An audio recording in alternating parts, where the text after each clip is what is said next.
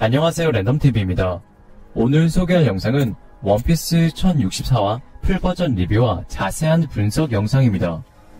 원피스 1064화 표지연전은 푸딩을 납치한 검수의 해적단 쿠잔과 반어거가 나오는 장면으로 챕터의 시작은 로우와 티치의 대결로 시작됩니다. 로우를 습격한 티치는 어디로 가든 도망칠 곳은 없다 말하고, 로우는 하트 해적단의 해적선이자 잠수함 플라테모를 지키기 위해 선원들을 보냅니다. 이어 로우는 절단이라는 기술을 사용하여 티치를 공격하지만, 로우의 공격은 말말 열매 환수종 페가수스 열매를 먹은 스트롱거를 관통하여 스트롱거는 절단됩니다. 이에 티치는 들었던 능력과 다르다며 이게 각성 기술이냐며 놀라워합니다. 그리고 티치는 흔들흔들 열매의 힘으로 진파라는 기술을 사용해 로우를 공격하고, 이에 로우를 포함하여 하트 해적단은 이것이 지진인간의 충격파인가 라고 말하며 티치의 공격에 지면에 박힙니다. 이어 도쿄큐는 스트롱거를 죽어버린 거냐며 좋은 녀석이었다며 사과폭탄을 떨어뜨리지만, 사치는 바다로 들어가 물을 머금고 물대포를 날려 도쿄큐의 사과폭탄을 저지시킵니다. 이어 노스블루 극한 바닷가 출신을 얕보지 말라며 해전으로 우리를 당해낼 거라는 생각은 버리는 게 좋을 거다 라고 말합니다. 한편 로우는 빅맘을 쓰러뜨렸던 기술 크롬 쇼크 빌레를 사용하여 티치를 공격하고, 티치는 엄청난 충격에 피를 흘립니다. 이에 반어거는 아무 생각도 없이 뛰어드니까 당하는 거라며 배로 돌아갈 거냐고 물어보지만, 티치는 멍청한 소리 오로지 돌진분이라며 웃습니다. 이를 들은 로우는 간부 전원이 능력자라면 전원이 바다가 약점인 것이라고 충고하고, 이에 티치는 약점보다 이득이 큰 게 악마 열매 아니냐며 티치의 지진 능력과 로우의 크롬 능력은 충돌합니다. 한편 검은 수염 해적선에서는 푸딩이 납치되어 있었고, 티치가 최강이라는 부하의 말에 마마가 살아있으면 그런 소리 못할 거라고 말하지만, 부하들은 지금 싸우고 있는 게 바로 그 빅맘을 죽인 장본인이라고 조롱합니다. 장면이 바뀌고 해군 본부에서는 해군 원수 사카츠키가 신세계 위너섬에서 사왕 검은 수염과 트랄팔가 로우가 접촉했다는 사실을 통보받고, 이에 사카츠키는 또 결착대기인가 답답하구만 원수라는 건 이라 말하며 장면은 미래섬 에그헤드로 바뀝니다. 경찰 쿠마의 공격에 주얼리 보니는 루피 초파 징베 자신의 나이를 바꾸는데, 보니와 징베는 어린 나이가 되었고 루피는 잘못된 미래의 70세가 됩니다. 또한 초파도 늙어져 이들은 체력이 없어 힘들어하고, 이에 루피와 초파는 힘들다며 변장 연령을 좀 더 제대로 해달라고 투덜거립니다.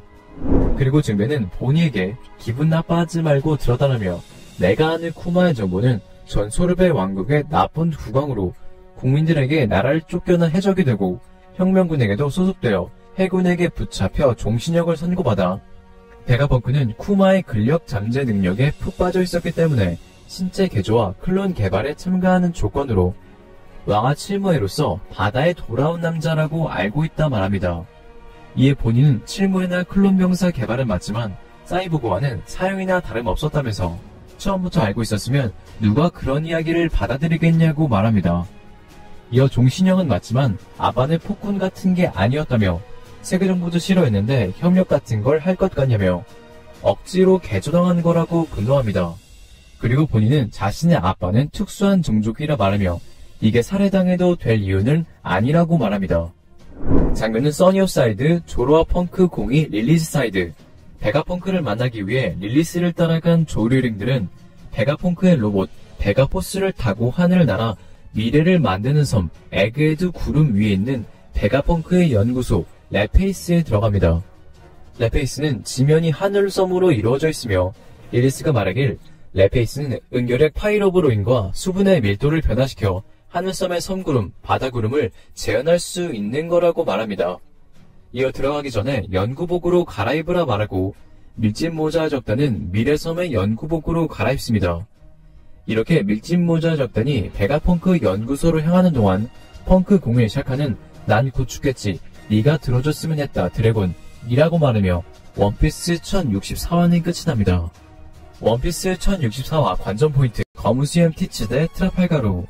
검은 수염 해적단의 습격으로 시작된 하트 해적단과의 전투.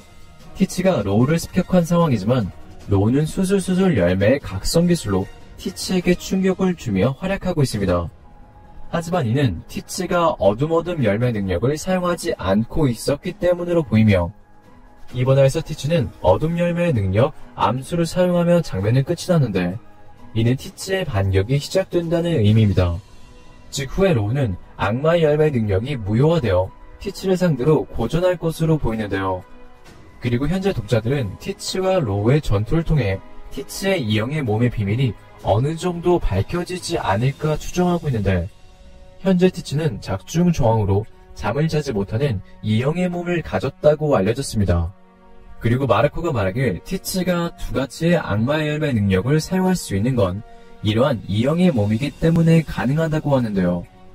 또한 티치의 적기의 해골이 3개라는 점, 티치가 3개의 총을 가지고 있다는 점에서 티치가 잠을 자지 못하고 두 가지의 열매 능력을 사용하는 건 티치가 하나 이상의 인격을 가지고 있기 때문이라는 가설이 유명한데요.